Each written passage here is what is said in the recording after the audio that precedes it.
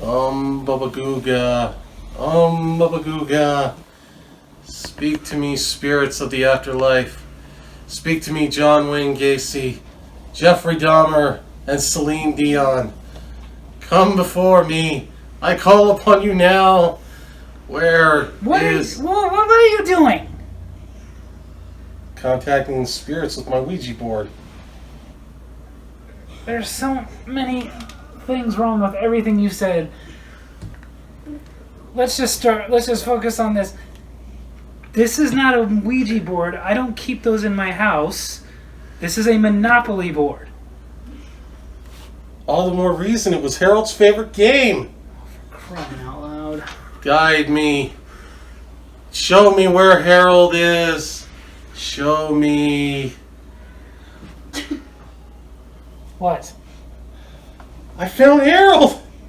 What, free parking? Why? Because Harold has a car?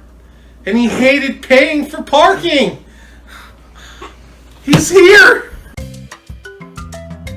Do you like fun and adventure?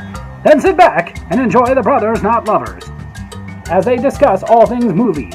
What's overrated or underrated? What makes you go really? Or how dare you? Or even just simply how funny this movie can be. You have the insightful, intuitive Davey, who is awesome. And you have the film bestie, Josh. He's there. Hi, I'm Davey, and I'm awesome. I'm not ready for this, Davey. I have to tell one more bean joke before we do this. Okay. If you find beans in a beanery and cans in a cannery, what do you find in a country? Okay, do your thing.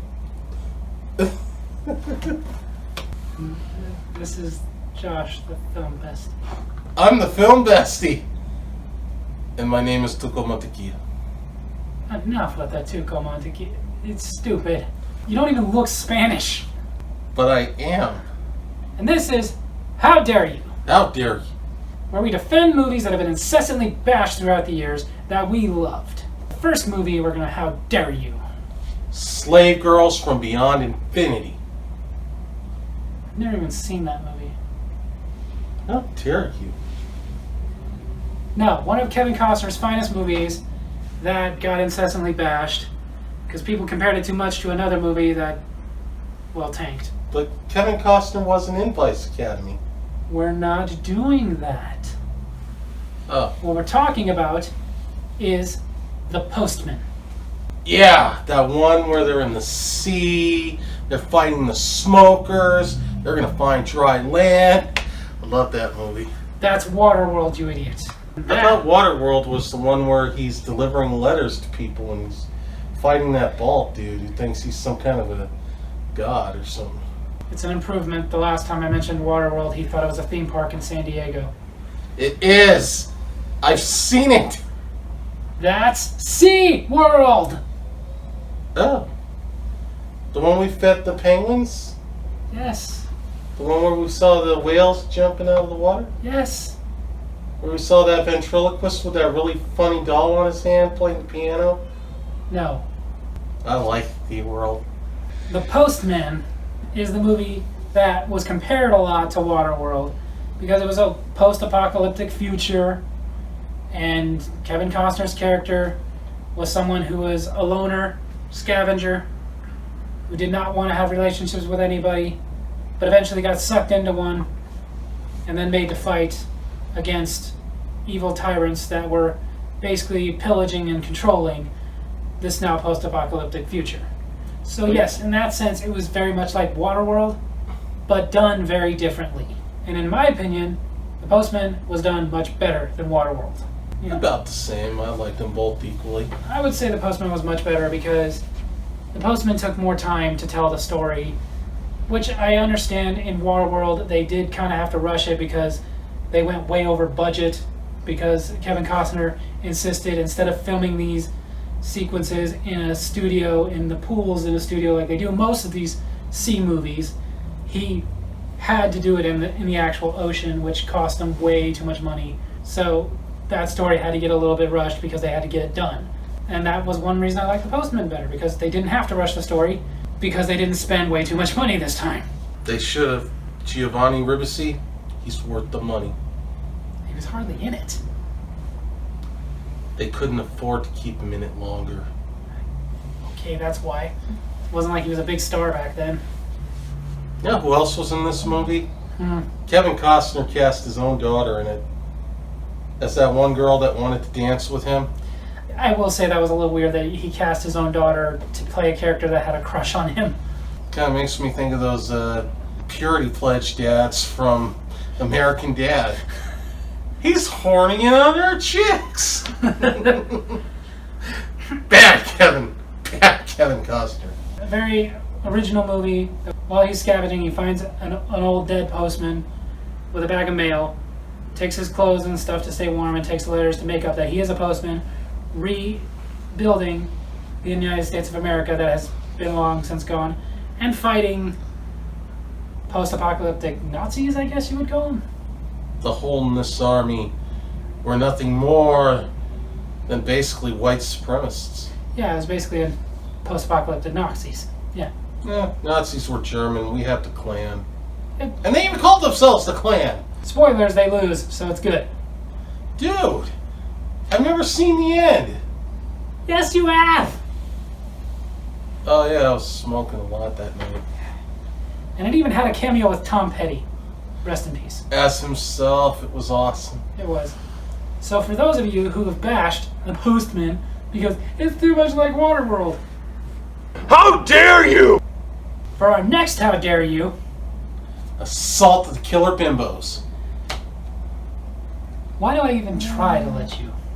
For our next How Dare You, a funny comedy that I will admit even I didn't appreciate when it first came out, but as time went on, I came to really love. It's a very funny, and underrated comedy that has never gotten the following it Dude, deserves. don't. This is not funny. Don't do this to Schindler's List. It's not a funny movie. It's not a comedy. I agree with you. That's why I'm talking about the movie Dirty Work with Norm Macdonald and Artie Lang. A very funny movie about a couple of slackers who can't really hold down a real job or career. So they do what they do best and start a business where they get revenge on people. A couple times it goes really, really bad. Like when they do a simple prank of leaving rotting fish all over somebody's house and creating a mafioso bloodbath. Tell me it's not unique. I mean, have we ever seen this before in other movies? People that make money off getting weird revenge. Movies that feature Adam Sandler as the devil going, "We roast a pig, then together we burn." Featuring the late, oh so great Chris Farley as a man with a fake end of his nose. And the late, great Gary Coleman. Yes, What he you was. talk about, Satan? The thing is, again, when I will admit, when it first came out, I wasn't a big fan of it because I did not yet get the humor of Norm Macdonald. That's humor you gotta get used to. Really appreciate it. Well, and here's what to appreciate about it. Norm Macdonald, his jokes are not funny. It's the way he tells them. It sucks because he's one of those comedians, you try to tell his jokes to somebody else later, and they can't understand why it's so funny because unless you can do a perfect Norm Macdonald, which most people can't, it's his delivery. It's all in the hips. Well, except for the scene where he's telling people that they're being ridiculous and immature in prison. The delivery helped. Definitely helped, but just so you know, if you rape somebody in prison, you need to grow up. Really watch that scene. It was perfect. It was That's the scene that sold the movie for me. ridiculous. Completely ridiculous. The movie premise is, though, not only did they start a revenge for hire business, but Artie Lang's dad, who is a mean, evil guy, is dying. He's an old man, he needs a new heart, but he's not top of the transplant list because of the fact that he has no insurance, and he's old and gonna die soon anyways. So they're starting this revenge for hire business to get the doctor to give him a new heart. The doctor, played by Chevy Chase. Who's also in debt. He gambles a lot. For those of you, though, that still to this day don't appreciate Norm Macdonald's humor and bash Dirty Work, How dare you! That's pretty cool. Okay, this next movie. Can you please tell me that it's Rollerblade Warriors? The next How Dare You is, in my opinion, Clive Owen's best movie he ever made. Not his most popular, but definitely great retelling of King Arthur. Oh yeah. First of all, there's no knowing how historically accurate this movie would have been, because really history has lost a lot of information about the actual King Arthur. Like, we have legends and stuff about him, but not very long before they made this movie they did find out it was a real guy that these legends were based off of, but very little is known about him. When they found out that what may be true about him is that he was Roman, not English, this is where that story came from. Basically, there's as little known about the actual King Arthur as there is about the actual Spartacus. Basically, at this point, what they know, he probably wasn't around the time of his legend, probably a couple hundred years before that, and he was a real guy. That's basically all they know for sure. All I know is this is the best rendition of his story ever because it's the most fun. It is, in my opinion, it is the most fun.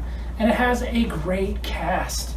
Oh yeah. Besides Clive Owen, it had, and hopefully I pronounced this right, Ewan Griffin as Lancelot. Most people know him from the Fantastic Four movies. Fantastic Four and Fantastic Four Rise of the Silver Surfer. He played And that remake. He wasn't in the remake.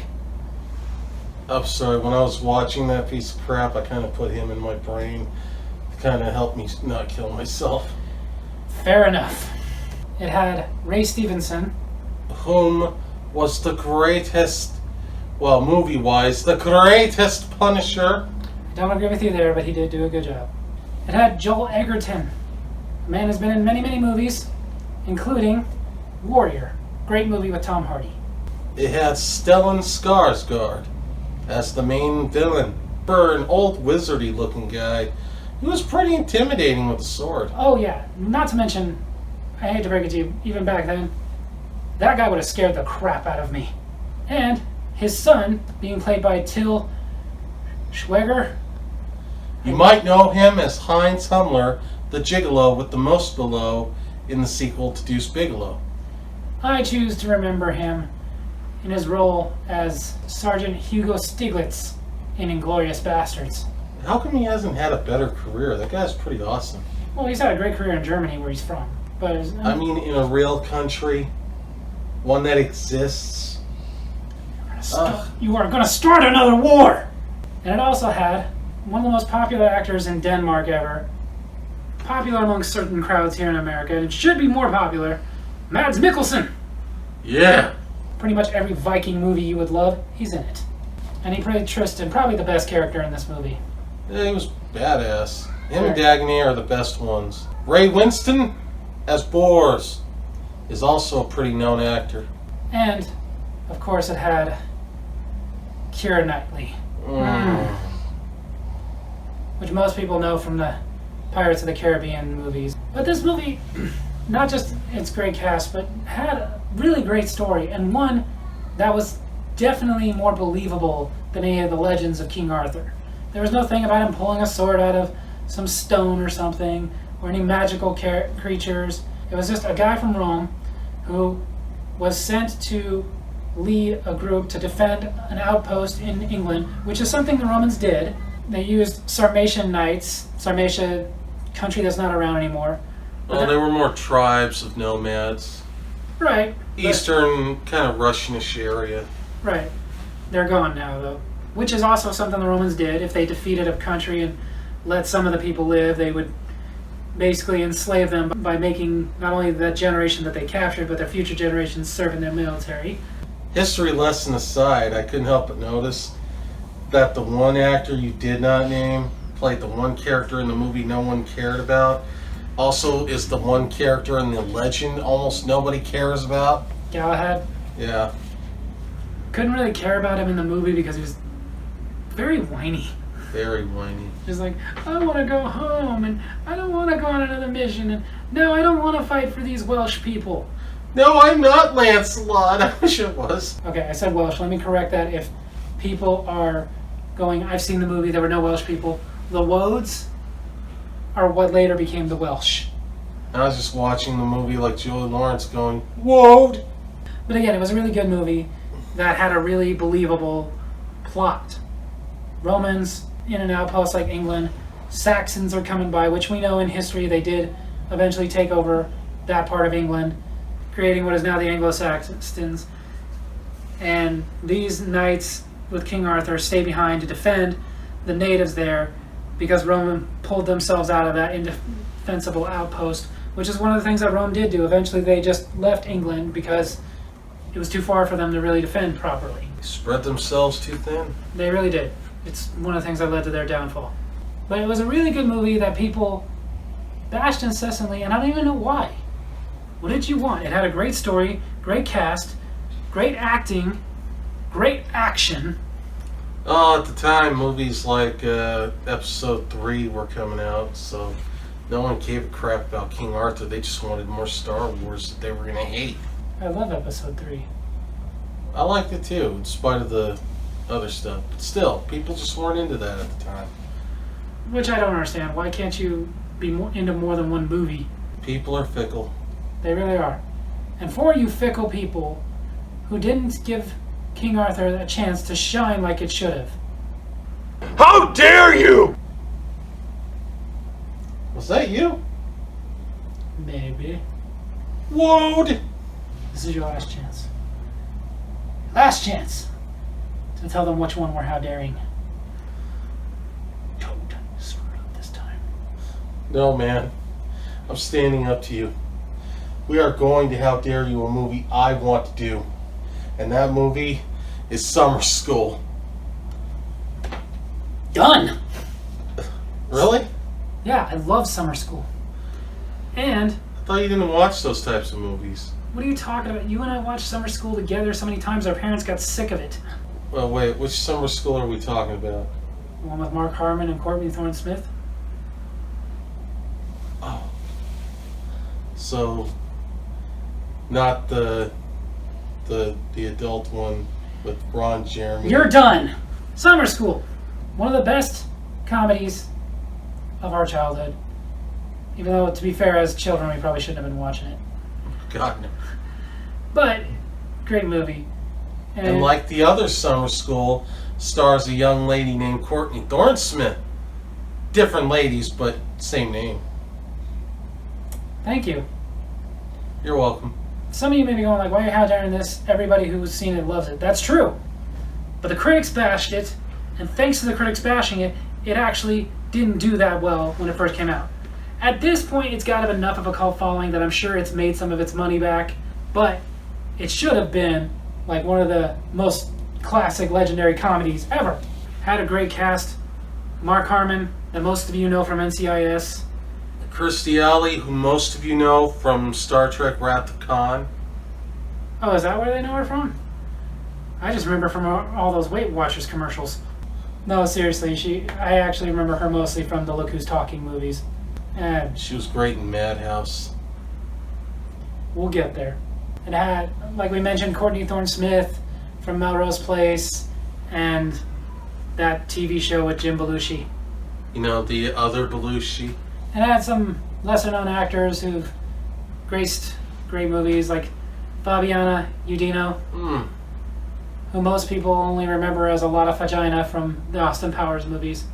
She's been in so much, but she hasn't been in enough. And Dean Cameron, who played Chainsaw, who sadly never got that famous, despite the fact that he was a funny actor. He appeared quite a bit throughout the 80s and 90s. Right, it's weird that he did not become more famous with all the stuff he was in. And again, most of the stuff he was in just didn't catch on, like he was in Men at Work. And one of the greatest sitcoms ever made that nobody knows about, apparently. They came from outer space. It was a concept that every kid going to school dreads. Summer school. It was about a group of teenagers being forced to go to summer school if they wanted to pass that year because they all failed remedial English. In the beginning of the movie, their teacher, played by a bit of a cameo with Carl Rayner, rest in peace, a teacher who wins the lottery and quits, And real quick, they have to get somebody to replace him, so they grab the gym teacher who knows nothing about remedial English. And of course, hilarity ensues. So 80s. It was. It also had Shawnee Smith, who I mostly remember as Linda from Becker, one of my favorite shows. She was also in The Stand. Okay. And she was also in The Blob. Okay. Most people would remember her as Amanda from the Saw movies. And I remember that she was the first girl, because of this movie, that gave me a deep appreciation of Pregos. God. It had Kelly Jo Minter, who really the only thing she did of note was this, and she was in one of the Friday the 13th movies. She was also in People Under the Stairs. Okay. And for most of you who don't know this, she was credited in The Lost Boys, but her scene got completely removed. It also had Patrick Laverteau. Okay, most of you don't know who that is. He was in Three Ninjas as one of the idiots, the lead idiot that goes after the kids. But he was also little lovable Andy in Little House on the Prairie. You and your Little House crap. This is a movie I highly recommend that should have gotten a lot bigger. It should be in there with classic comedies, with the all-time greats. But instead, it had to eke out a little cult following, thanks to you critics who just bash everybody who doesn't bribe you. For me, this goes into my special category of timeless comedies that are unfortunately being forgotten, such as Real Genius and DC Cab. At least somebody loves it. Us. And for that, we say... Wait, let me do this one. How dare you! Dude! What the hell? And to wrap up, how dare you, I'm Awesome Davey, and this is Rachel. It's not my name. If you want to be on this show anymore, you will admit it. It is the name that is on your birth certificate. Never. Yes. Never. You can't make me. I can, and I will. You will sign this. I hereby confess and declare my name from birth is Rachel Melvin Martinez. Now sign it! If you want to be on the show, sign it. Sign it. Sign.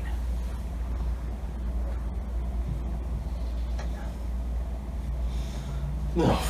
No. You've seen me sign it. You've no need of this. Give it to me. No. No, you've seen me sign it. You've no need of this. The fans must have proof. Damn the fans! Is there no good penance but it be public? YouTube does not need my name nailed to the wall. They've seen my soul. They know how black my sins are. Look, you. How may I teach other children who watch this to walk in the world as men when I have sold out myself? You haven't sold any. I blacken my name when I nail it to the wall for you all to see, and my friends have hanged for silence. Hanged? You are the awesome Davy. Your word is enough. But the people need to know the truth. Tell them that Bestie broke to his knees and wept like a woman. But my name I cannot sign. Why? Do you mean to deny this confession when you are free? I mean to deny nothing. Then tell us all why. Because it is my name. Because I cannot have another in my life. Because I lie and sign myself to lies. Because I am not worth the dust on the feet of them you have hanged. I've given you my soul. Leave me my name.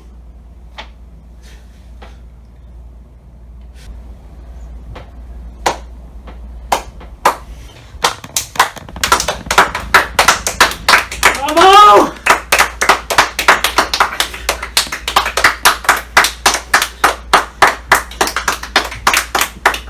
So there you have it, The Postman. Dirty work. King Arthur, and Summer School. How dare you! How dare you! Dude, your mouth wasn't even moving through the whole thing. Hope you guys enjoyed this video, and if you did, make sure to hit like. Hit subscribe. Hit that little bell so you get notifications for when we post new videos. And leave a comment. Tell us if you agree with our list and how we dared it. If anything, comment on my performance. I'm Davey. I'm awesome. I'm Josh, and I'm the Film Bestie. And we'll see you at the movies. No!